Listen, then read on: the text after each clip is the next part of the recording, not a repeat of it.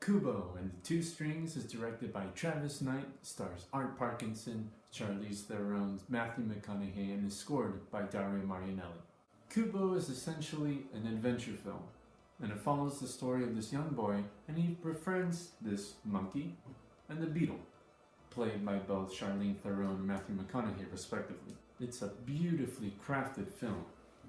But how's it scored? The film, as I mentioned before, is scored by Dario Marianelli, and he's done films like Atonement, Jane Eyre, and Anna Karenina. These are all wonderful films, but not quite the same style as Kubo.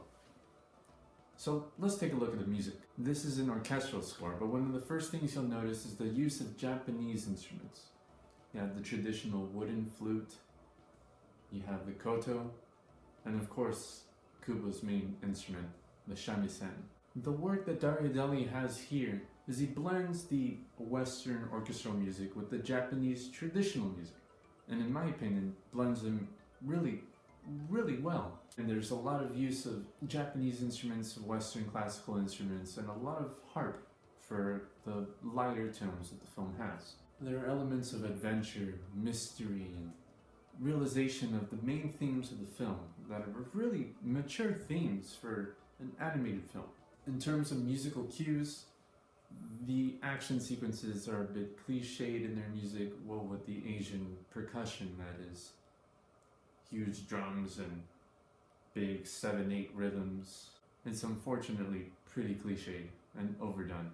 There is a theme that comes back here and again. It's a 3-note melody. Da, da, da. It sounds really Japanese traditional folk song of sorts. Does that make sense? But the score does have those elements of mystery and adventure that make these films so enjoyable to watch and to experience. And these are the kinds of things that you'll remember to a child growing up with this kind of art. They'll remember the Japanese influence on the Western, and though it's subconscious, I think listening to the film and watching it, the score complements it really quite beautifully. The soundtrack even has a Japanese-esque rendition of While My Guitar Gently Weeps by the Beatles. Anyway, guys, this score has a lot of adventureful, beautiful elements to it, with unfortunately some cliched, overdone elements strewn about. So I'm going to score the score of Kubo and the Two Strings by Dario Marianelli as a good. This has nothing groundbreaking, or it's not going to change the way that animated films are going to be scored from now on, but it does do its job really well, and it complements its visual counterpart, I think, extremely well. So thank you guys, and I'll see you in the next video.